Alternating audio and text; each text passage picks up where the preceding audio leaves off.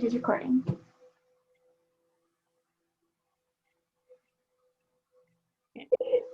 Hello, classmates. Have you guys ever heard of the movie How to Train Your Dragon? It's a fictional movie that was debuted in 2010. It shows a lot of organizational structures of a team when trying to accomplish a task. And there are many organizational cultures within the movie, so that is why we chose this movie.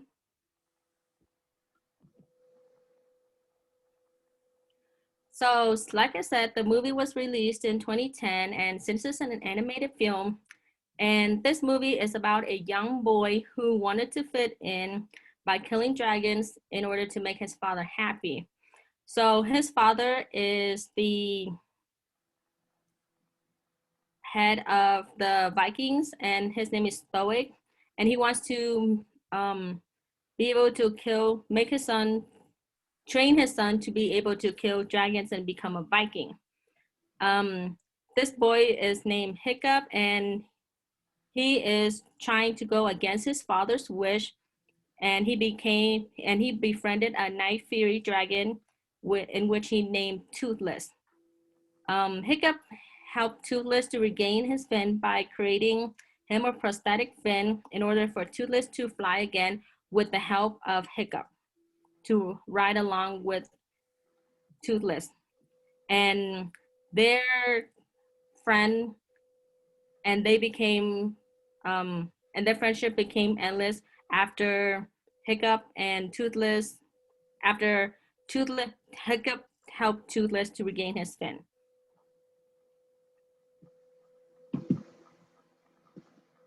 So for this presentation, we are going to talk about the organizational culture within this movie.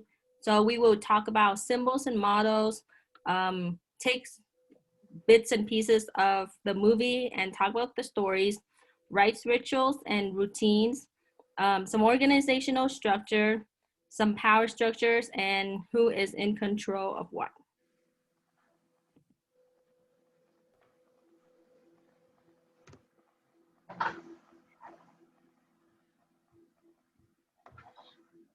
The first section of our presentation begins with the analysis of How to Train Your Dragon symbols and mottos.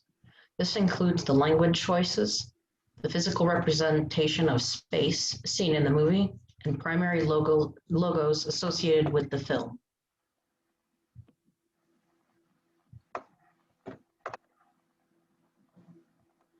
In terms of symbolic language, the Vikings depicted in this film associate the word dragon with a dangerous beast capable of mass destruction.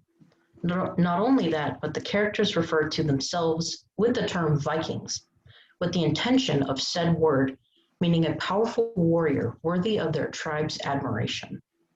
In terms of physical space seen in the film, the Isle of Berk, an island that's used as a means of the Vikings' homeland, can be seen with scattered housing along various cliff sides, with the chief's hut at the highest point.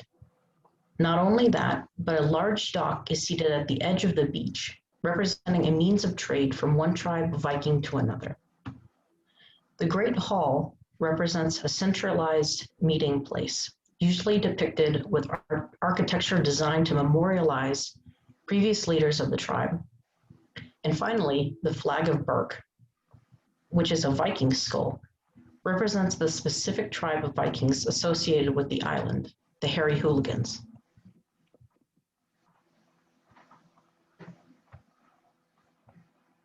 While the Isle of Berk is considered a place where danger lurks around every corner, young Vikings still take the time to learn from their elders in simple campfire storytelling.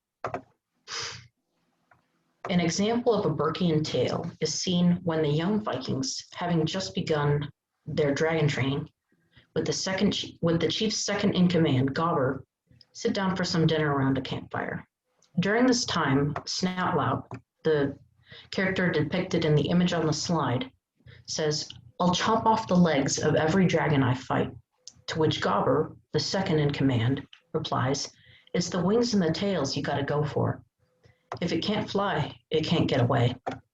This suggests that by perspective of the Vikings on Berk, the dragons are considered the evildoers, and the Vikings are the heroes who slay them. The moral surrounding this simple story is considered useful information to a particular character who wastes no time utilizing it to his advantage. Next, we will be looking over the rites and rituals and routines that are found within this movie.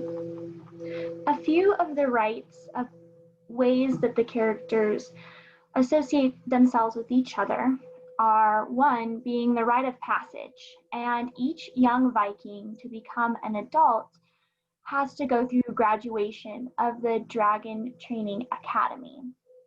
However, if they do something out of line or someone decides to put them in a sorrier position, that would be a rite of degradation, which are chores. And we all have those chores that we don't particularly like and wouldn't choose over another. Another is the rite of enhancement, or the entire community defending Berks from the dragons that may come and fight against them. Another is the rite of renewal, which we associated with great hall meetings when the community can come together and combine all ideas to become one. The rites of conflict resolution, those are those physical combat situations that will occur when fighting dragons or maybe fighting each other if they're in conflict. A rite of integration is attendance of the Dragon Training Academy, to become a part of the community, to know a little bit more about what it means to be a Viking, is to go through the training, and then the next step would be what I said earlier, that rite of passage of graduation. And the next would be the rite of creation, which is when the community creates new colonies or works with other colonies to create new associations. Or the rite of transition, which are any of those great hall meetings where the community comes together and decides things. However, those are led by the chief, but everyone has the free ability to speak throughout. And then the final rite is the rite of parting, which is that flame-based destruction, or when, for example, in the movie, when a house is destroyed by a dragon, they have to completely destroy it before they can rebuild their next building. Another is the rituals. So along with some of those rites, within those rites, there are certain rituals that are accompanied by that. And with that rite of passage and the Dragon Training Academy, to officially graduate is to kill a dragon, or the monstrous nightmare. And another ritual that is briefly seen is when a member of the community dies, in which, along with some historical Vikings, is a flame boat burial, where their body is laid in a boat and it is lit on fire as it's pushed out from the shore, excuse me. And then just a few routines that you see throughout the film. Food service is very continuous and ever flowing, and the young Vikings complete most of the chores, such as the fishing, repairing of certain tools and weapons, tending to the sheep that are used not only for company or food, but for certain dragon fighting games that are played later on.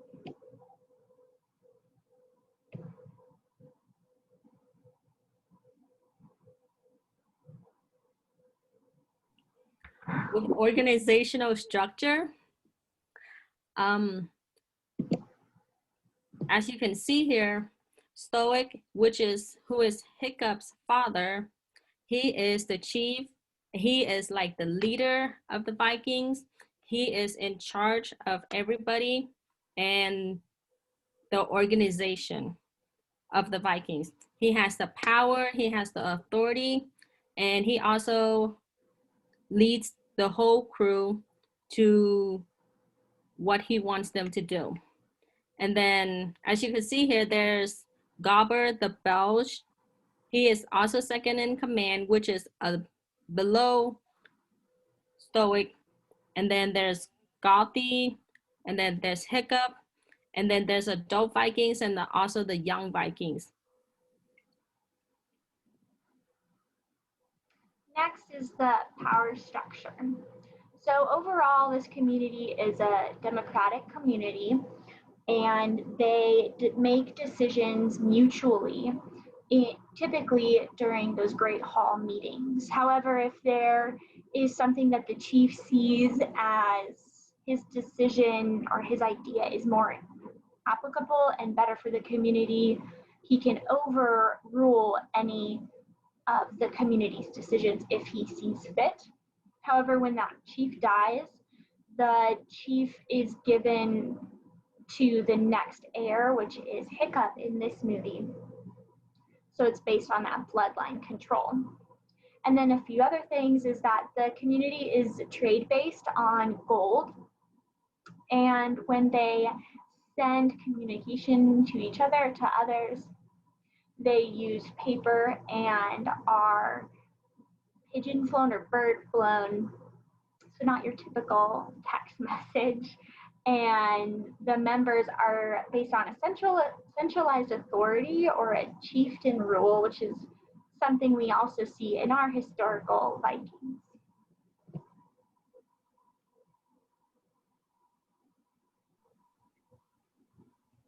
In conclusion, thank you for taking the time to listen to our presentation today.